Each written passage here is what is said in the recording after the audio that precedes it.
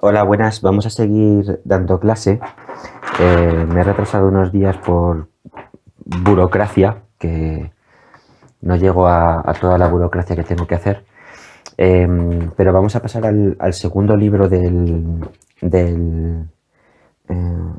curso, al segundo librito, y nos vamos a ir directamente a estudiar eh, el tema, el tema 4, aunque vamos a hacer una mezcla de tema 2 y tema 4. Lo que pasa es que el tema 2 son fuerzas y el tema 4 son una fuerza concretamente que es la gravitación y el universo. Vamos a estudiar cosas del libro, pero sobre todo vamos a estudiar unos pequeños apuntes que os voy a dar a través de aquí de YouTube y unos ejercicios que os voy a mandar a hacer, eh, pero sobre todo porque quiero que entendáis que vamos a hablar de una historia eh, absolutamente fascinante, increíblemente fascinante. Es un viaje de muchos, muchos años, de muchos siglos, de casi 2000 años, que fue lo que al ser humano le costó entender cómo estaba constituido en los cielos, cómo estaba hecho el universo. Y nos costó 2000 años. Lo que pasa es que descubrir aquello hizo que todo cambiara. Llegar a comprender cómo estaba hecho el universo, cómo estaba construido, fue un problema que terminó resuelto por algunas de las mentes más brillantes que han puesto jamás los pies en la Tierra, especialmente por una persona que fue por Newton. Newton es el gran científico de todos los tiempos y fue él el que se encargó de resolver al final, de terminar de resolver el entuerto. Pero el viaje es absolutamente maravilloso y nada volvió a ser igual, porque realmente lo que os voy a contar ahora es una mezcla entre física e historia. Todo lo que os voy a contar ahora, todo el relato que os voy a contar, aparece realmente en los libros de historia porque dio lugar a un cambio en la concepción de la humanidad. O sea, llegar a saber el problema de cómo estaba construido el universo fue lo que realmente ocasionó una revolución científica enorme en el siglo XVII que hizo que el mundo cambiara radicalmente. Ya nada volvió a ser igual porque nos demostró que podíamos entender la naturaleza mediante la razón. O sea, que si utilizábamos un determinado método de conocimiento, no teníamos que depender de creencias, ni de supersticiones, ni de supercherías, ni de nada de eso, sino que con la razón podemos comprender. No dependemos de creencias ni de mitos. Nuestro viaje empieza realmente en algún sitio hay que acortarlo, pero realmente empieza aproximadamente en el siglo III, más o menos siglo III antes de Cristo. O sea, vamos a hacer un pequeño relato. Este es el punto cero. Aquí suponemos más o menos que vamos a empezar. Unos 300 años más o menos antes de Cristo. Aquí estaría el siglo I, II, III, y aquí llegaremos hasta el siglo X, hasta el siglo XVII y el siglo XVIII. 17 y siglo XVIII. Bueno, pues nuestra historia empieza aquí. Aquí, en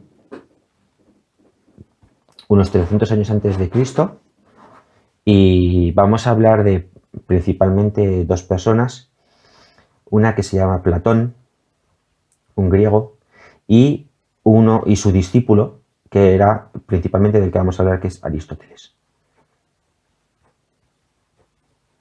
Bueno, los griegos eran personas tremendamente curiosas, eran filósofos, eran grandes filósofos. Aristóteles fue un enorme filósofo.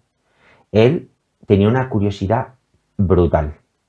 Su trabajo fue física, retórica, estética, política, no lo sé, abarcó una cantidad de saberes muy, muy, muy extenso. Fue un hombre que tiene un montón de mérito, porque imaginaos una persona de hace 2300 años, unas preguntas y una ansia de saber y una curiosidad tan grande que se encargó de de muchísimas áreas de conocimiento, de cómo se tenía que organizar un Estado, desde el comportamiento, la ética en tu comportamiento, en fin, muchísimos saberes.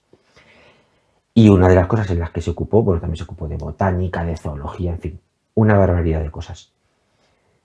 Una de las cosas en las que se ocupó fue de la física. Pero lamentablemente, el pobre pues no se pudo equivocar más. Prácticamente todo lo que afirmó de física se equivocó. Prácticamente todo. Porque si nos acordáis de Aristóteles, cuando vimos el tema del átomo, Aristóteles decía que el átomo no existía y que la materia era un continuo. Error. Hay una serie de errores más que tiene Aristóteles que ahora mismo no os puedo explicar, que es cómo se mueven los cuerpos, cómo está, todo está mal. Y uno de los grandes errores que él hizo fue que apoyó decisivamente el geocentrismo. Ya es curioso que una persona de aquellos años se hiciera tantísimas preguntas, pero la verdad es que aparentemente Aristóteles y otros muchos filósofos de la época pensaban que la Tierra, que es lo que significa geo en griego,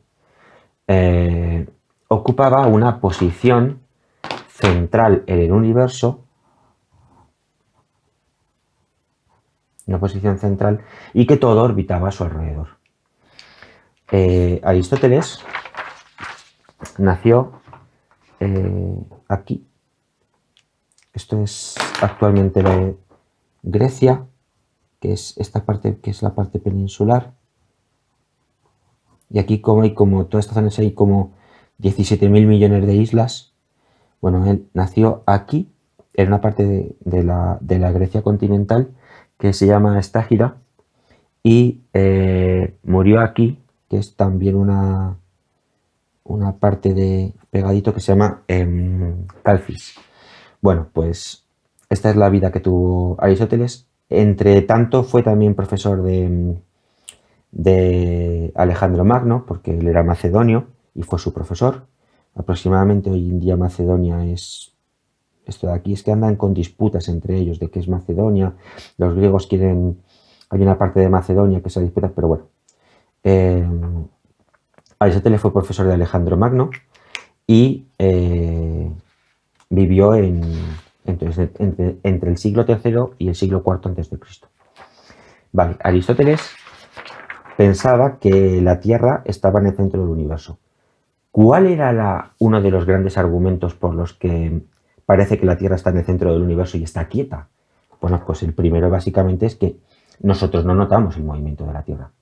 Aparentemente, si uno mira al cielo con un poco de curiosidad, lo que parece que ocurre es que nosotros, la Tierra, estamos inmóviles y todo a nuestro alrededor gira de una forma más o menos estable.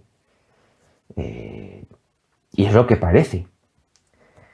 Aparte, hay otro punto a favor del geocentrismo y es Venus. ¿Veis? Venus es un planeta que es conocido desde la antigüedad, mucho antes de la época de Aristóteles, de la antigua Grecia, ya en la antigüedad, mucho antes, Venus era conocido porque Venus se ve perfectamente por la noche. Si Venus se llama el lucero del alba, en alemán es el Morgenstern, y por la tarde-noche, si miráis al oeste, si miráis en dirección a Alcalá, se ve muy bien, y por la mañana, al amanecer, si miráis en dirección Guadalajara, si miráis al este, se ve perfectamente, es que es bastante luminoso. Entonces por eso se llama el lucero del alba, porque se ve muy bien, parece una estrella por la mañana. No lo es un planeta. Entonces, primero, Venus aparentemente siempre tiene el mismo brillo. Entonces, claro, Si Venus aparentemente siempre tiene el mismo brillo, aquí estaría la Luna y aquí, por ejemplo, estaría Venus. Si Venus siempre está igual de brillante, es razonable pensar que siempre está a la misma distancia de la Tierra. Claro, si tuviéramos que aceptar una posición heliocéntrica en la que la Tierra diera vueltas, este hecho no sería eh, fácilmente explicable, ¿no? Porque si nosotros, desde nuestro punto de vista, tal y como sabemos ahora que son las cosas, aquí estaría el Sol, Mercurio, Venus, la Tierra, ¿vale? Entonces, claro, cuando Venus estuviera aquí y nosotros estuviéramos aquí, realmente veríamos en una situación muy diferente cuando nosotros, por ejemplo, estemos aquí y Venus esté aquí. Estaríamos mucho más lejos. Entonces, aparentemente, al estar más lejos de Venus, se debería de ver más pequeño Venus y menos luminoso. O sea, el modelo este, que se llama heliocéntrico, cuadra mal con el hecho de que Venus siempre sea aproximadamente igual de brillante. Entonces, una de las primeras razones por las que se pensó en el geocentrismo, los griegos pensaban en el geocentrismo, fue esta razón. Venus siempre se ve aproximadamente igual de brillante y eso cuadra con que esté siempre más o menos a la misma distancia. Y es muy razonable. O sea, nosotros siempre en física tenemos que guiarnos por el experimento, nunca por nuestras creencias.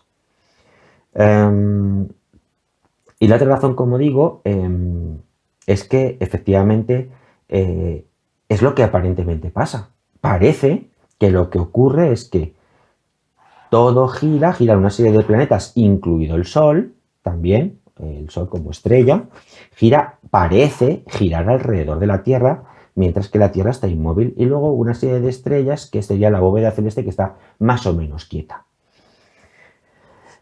Pues es que es verdad que el geocentrismo cuadraría muy bien. No obstante, los griegos ya apostaron en un determinado momento por el heliocentrismo y dieron una versión alternativa a la construcción de los cielos, a la construcción del universo, que apoyó un contemporáneo de Aristóteles. Se llamaba Aristarco de Samos. Samos es una isla griega que está aproximadamente aquí. Es una de esas 800.000 millones de islas que hay aquí en Grecia, que hay una barbaridad. Está muy, muy cerquita de lo que es la actual Turquía. Entonces, ahí está.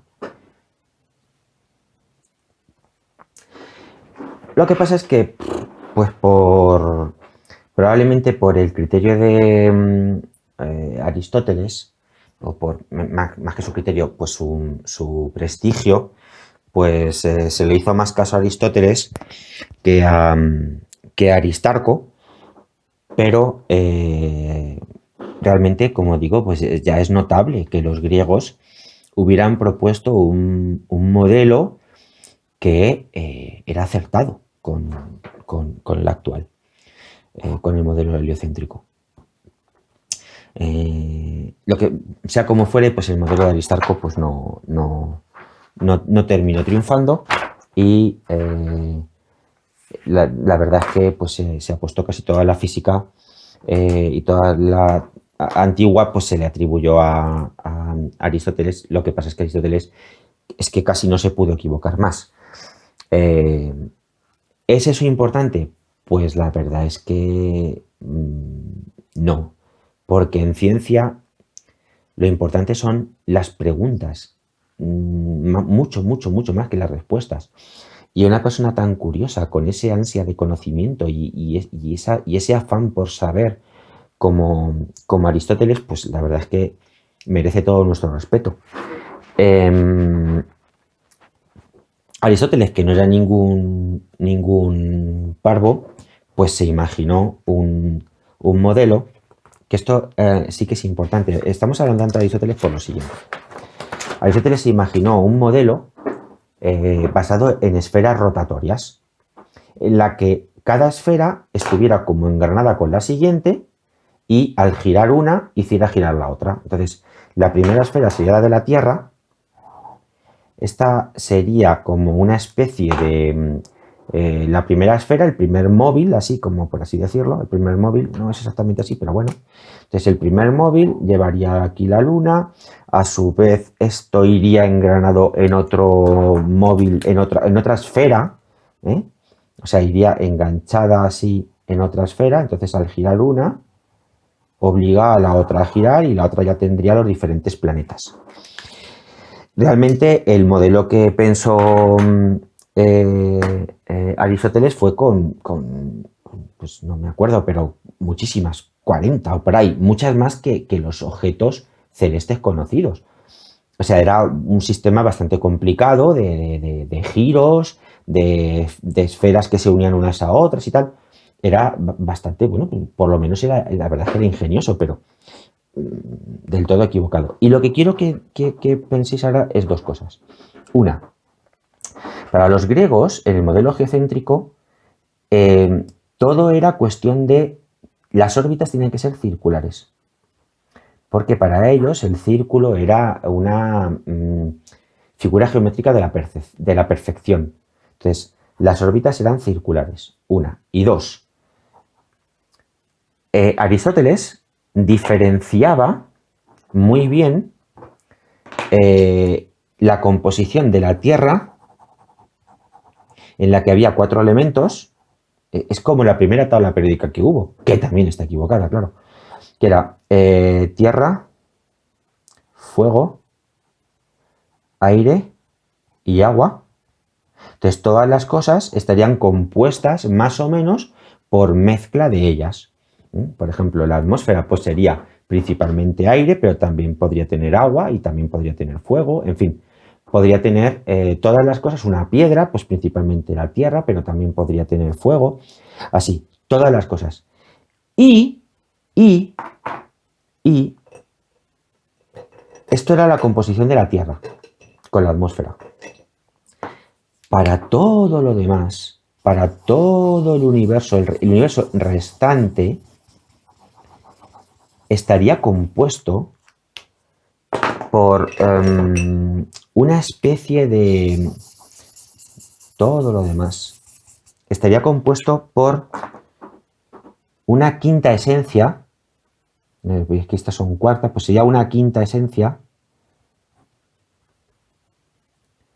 diferente a la de la Tierra, que sería a la que le llamó el éter. Lo voy a entrecomillar. El éter. El éter es otra sustancia que permite que el universo es como es. Que toda esta grandiosidad de cosas que ocurren en el universo pues puedan ocurrir. ¿Por qué? Porque está construido con otro material diferente al de la Tierra. Claro, ¿por qué? Porque es evidente que todo el mundo vemos que en la Tierra las cosas caen, ¿verdad? Pero claro, entonces ¿por qué no cae la Luna? La explicación que da Aristóteles, repito, siglo III a.C., 2300 años, es la Luna no cae, Venus no se cae, las cosas no se caen porque están construidas, están hechas de otro material mucho más, si queréis, divino, mucho más especial, que permite que haya una separación entre el universo y la Tierra. Eso también está mal. Eso también está mal. Voy a decirlo otra vez. ¿Merece Aristóteles un juicio sumarísimo y una condena? No. Porque es que el hombre, pues, ¿qué va a hacer? Con los miembros que tenía, pues hizo el cesto. Claro, bastante que se hace esas preguntas. Nadie hoy en día, ¿quién conocemos nosotros que hoy en día se cuestione estas cosas con tanta curiosidad y tantas ganas de saber? Nadie. Entonces, un respeto por este hombre. Entonces, digo, hay que acordarse de estas cosas, que es, las órbitas son circulares, órbitas circulares, y diferencia entre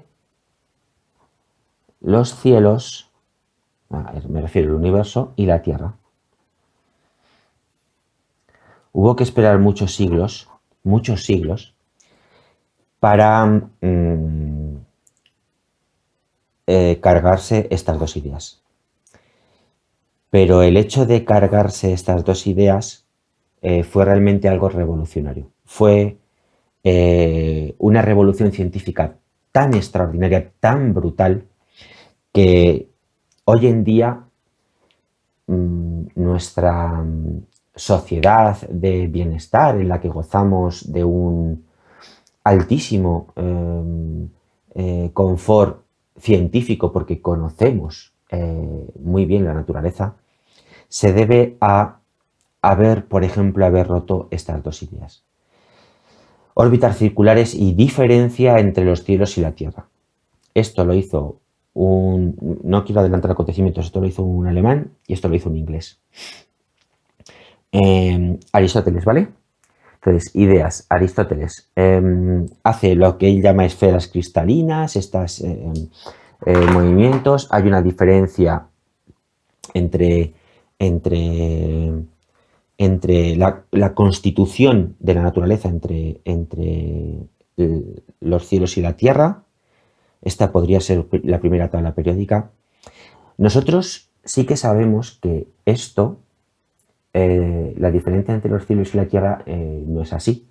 ¿Os acordáis cuando yo decía, tenemos una tabla periódica que es toda la materia del universo? Si, ¿os acordáis cuando estábamos en clase y yo os decía, si aterrizara en el patio una nave espacial con un marciano y saliera de dentro de la nave un marciano de color granate con 3 cabezas y 17 ojos, da igual las cabezas, los ojos y la nave y la cabeza y los ojos del marciano están construidos con alguno de los elementos de la tabla periódica que conocemos, la de Mendeleev.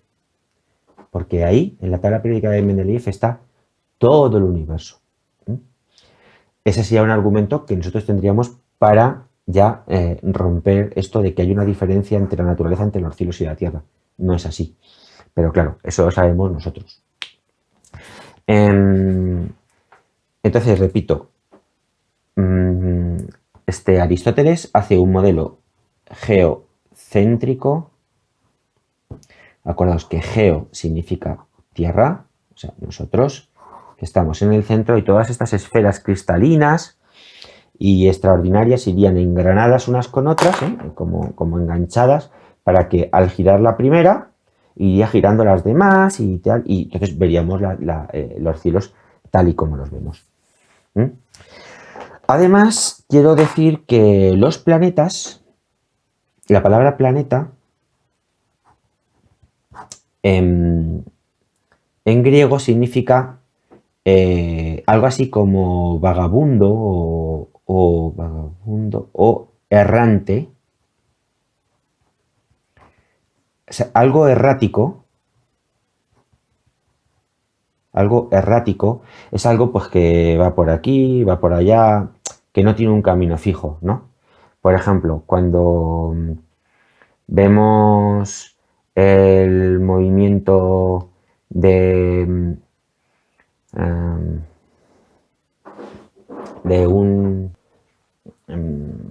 por ejemplo, un futbolista que está en un partido y está jugando mal. Entonces, muchas veces los periodistas dicen, tiene un movimiento errático. ¿Por qué? Pues porque no sabe dónde se tiene que poner, unas veces va para allá, cuando se tiene que ir para allá se va para acá, cuando tiene que ir para acá se va para allá, entonces tiene un movimiento errático. Eso significa errático, ese tipo de movimiento de aquí para allá, o por ejemplo cuando los movimientos erráticos de ese hombre hicieron sospechar a la policía. Un tío que llega, yo que sé, a una aduana y empieza a moverse para acá, para allá, de forma errática, sin saber, entonces se hace sospechar. Bueno, pues eso significa planeta en griego. ¿Por qué? Porque los planetas, cuando se miran desde la Tierra y se tiene constancia de su movimiento, a veces, esto se ve muy bien con Marte.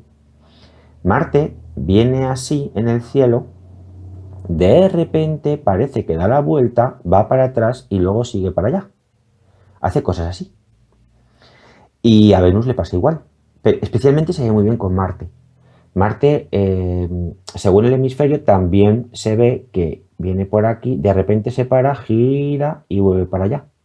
Entonces, este movimiento que parece no cumplirse se llama un movimiento errático, un movimiento, y de ahí los planetas son los cuerpos celestes, los cuerpos que hay en el universo, que no parecen moverse como, por ejemplo, se mueve el Sol. El Sol sí que se mueve claramente en círculos concéntricos alrededor de nosotros, es lo que parece que ocurre, que con el Sol parece que no hay ningún problema.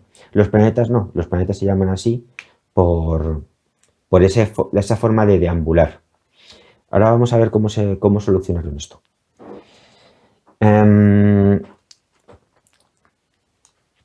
Se muere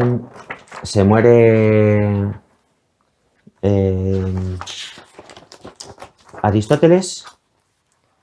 Las ideas sobre la antigua, sobre todo esto, pues más o menos se quedan paradas. Y nos tenemos que ir aproximadamente aquí, ya al siglo II después de Cristo, cuando aparece en escena el siguiente de nuestros protagonistas, que se llama, recuerdo, siglo II después de Cristo, pasado, pues eso, 500 años después, más o menos, 500 años después del trabajo de Aristóteles. Se llama, es un egipcio, vive en Alejandría, cuando Alejandría pertenecía al Imperio Romano, cuando Alejandría era Roma porque lo habían conquistado. Y se llama Claudio. Se escribe Ptolomeo, pero normalmente se pronuncia así, Ptolomeo. No se pronuncia la P, se pronuncia así, Ptolomeo. Bueno, pues Claudio Ptolomeo se propone construir un modelo geocéntrico. Él es el gran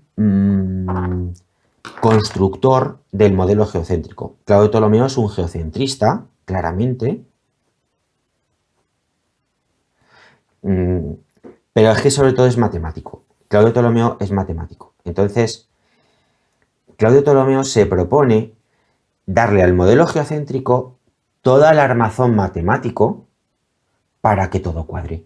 O sea, para explicar por qué los planetas hacen lo que hacen y tal.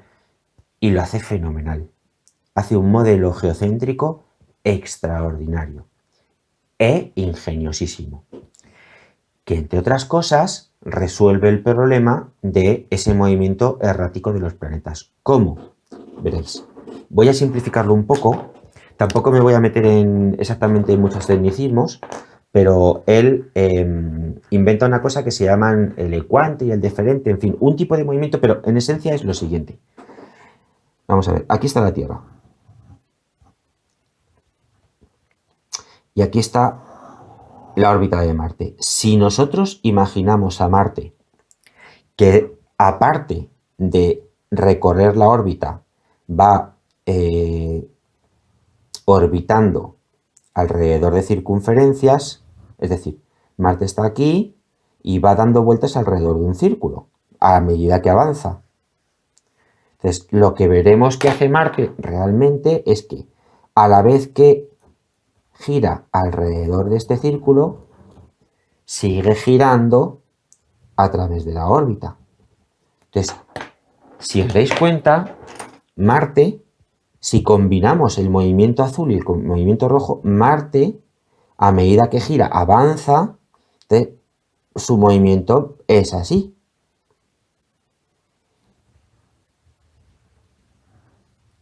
Es una cosa así. Lo cual explica muy bien ese movimiento, repito, errático de Marte.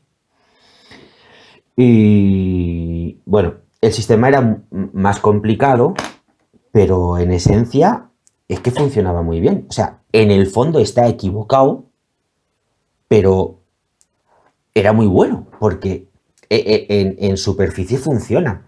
Bueno, ¿cómo funciona? Funciona tan bien que Ptolomeo escribe un libro que se llama El Almagesto, que realmente se pierde. Se pierde en la antigüedad, se pierde. ¿Y cómo llega el Almagesto a Europa? Lo traen los árabes en la invasión de España. Cuando los árabes hacen la invasión a la península ibérica, que conquistan la península ibérica en nada, en 4 días, llegan aquí hasta Francia, hasta Poitiers y tal. O sea, conquistan. Es una máquina de conquistar. Los árabes nos traen muchas cosas, nos traen el álgebra, es una palabra árabe, y nos traen muchos conocimientos. Entonces, desde Egipto, ellos muchos siglos después de que se hubiera escrito el Almagesto, nos traen este libro, el libro de Ptolomeo, donde se explica fenomenal todo el modelo geocéntrico, donde viene fantásticamente explicado. Bueno, ¿y por qué está fantásticamente explicado? Y sobre todo, ¿por qué es tan bueno? A ver, pues repito. Desde el norte de África, bueno, que aquí no está en el mapa, pero desde Egipto, que está aquí, Alejandría, que está en el canal de Suez, los árabes vienen conquistando toda África, pero no desde aquí. La conquista de los árabes es mucho, mucho, mucho más para allá, desde la India. Desde la India prácticamente, sí, sin prácticamente, lo que hoy es Pakistán, Irán, Irak, toda Asia Menor, hasta vienen cruzando todo Oriente Próximo, vienen cruzando el norte de África y entran en la península ibérica. ¿Y cómo hacen ese viaje? Orientándose por las estrellas. ¿Hacia dónde ellos tenían que orientar sus camellos? Especialmente en la noche, que era cuando ellos se sabían mover muy bien, porque evidentemente no tenían GPS, claro. Ellos lo hacen mirando las estrellas y utilizando un modelo, el modelo de Ptolomeo, usando el Almagesto, que, repito, está en el fondo equivocado, porque no es la Tierra la que está en el centro y los planetas los que dan vueltas, no es así, sino que es al revés, pero en superficie, en esencia, sí que funciona muy bien, sí que trabaja muy bien porque como parece, tú miras el cielo y parece que todo funciona tal y como es fuera un modelo geocéntrico, pues tú te orientas fenomenal suponiendo que la Tierra está en el centro y que todo se mueve alrededor de ella, aunque no sea así.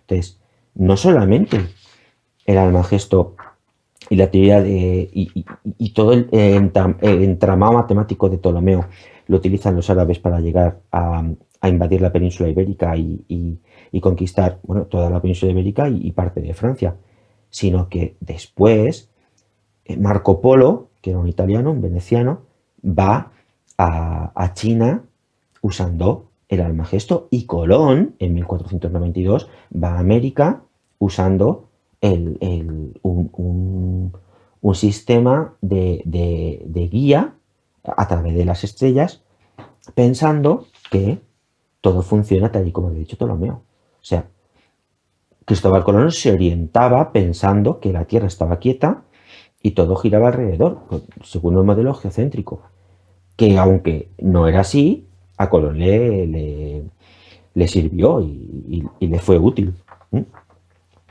Entonces,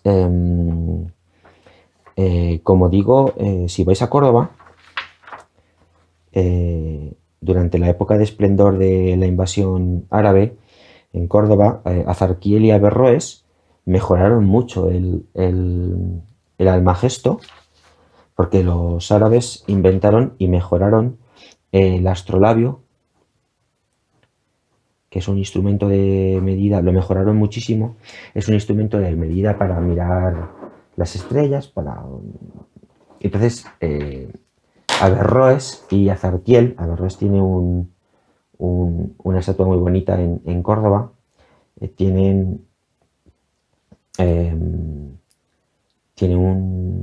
mejoraron mucho este libro del Almagesto.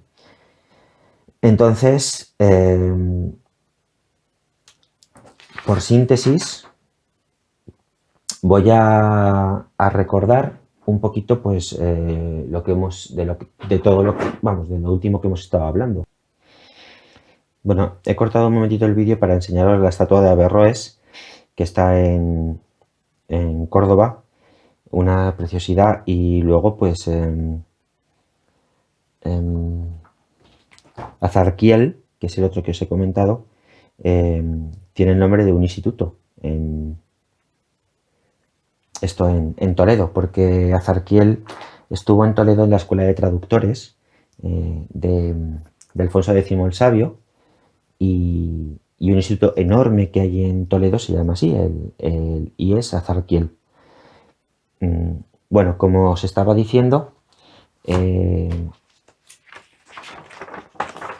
el Almagesto de Ptolomeo, Ptolomeo considera que la Tierra está en el centro del universo y todo lo que hay alrededor está girando alrededor de ella. En una primera esfera sería la Luna, esta sería la Luna, luego iría Venus, luego iría Mercurio. Aquí tengo dudas porque no sé si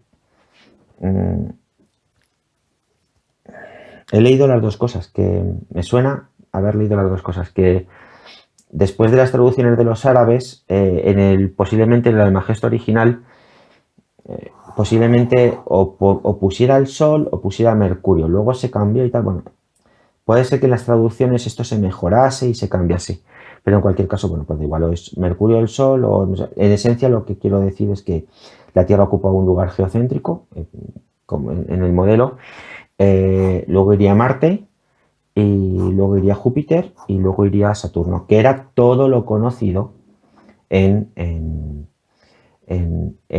tiempos de cuando el Almagesto llegó a Europa de mano de los árabes. Y como digo, funcionaba muy bien. Era un modelo erróneo, pero que hacía un papel extraordinario porque con él te guiabas. Si sabías usar un poco el astrolabio y sabías un poco mirar al cielo y donde tenías que mirar, te podías orientar, y funcionaba muy bien.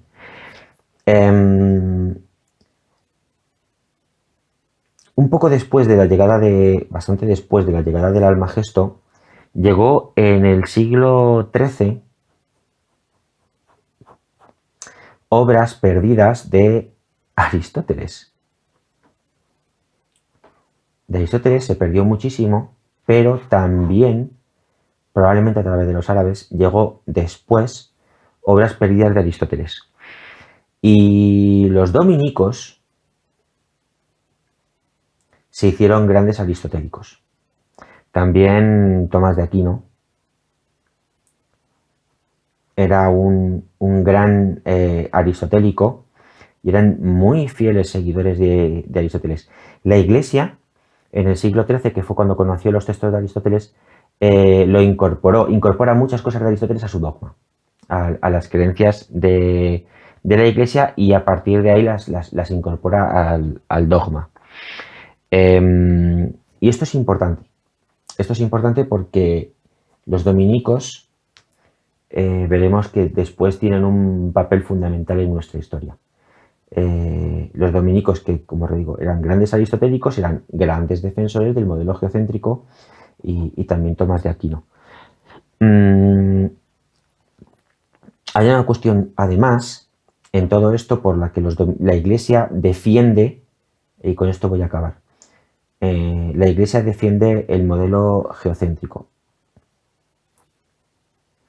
La Iglesia se hace defensora del modelo geocéntrico por una razón también muy importante. Hay un pasaje de la Biblia en el que Josué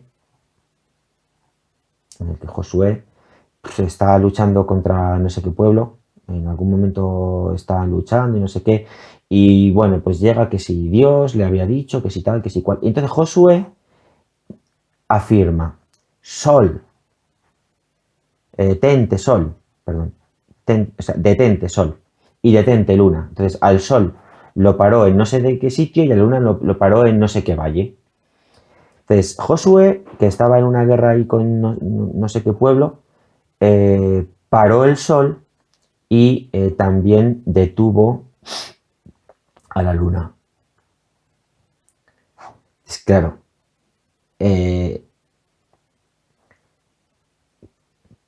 si paró el Sol era porque el Sol se mueve. Y si detuvo a la Luna también es porque la Luna se mueve. Entonces, la única forma en la que la Luna y el Sol se mueven es aquí, en un modelo geocéntrico. Porque si consideráramos un modelo heliocéntrico, repito, real, el Sol está en el centro y los planetas dan vueltas en órbitas. Aquí estaría Mercurio, Venus y aquí nosotros. Entonces, nosotros somos los que nos movemos y el Sol el que está quieto. Es verdad que la Luna da vueltas alrededor nuestra.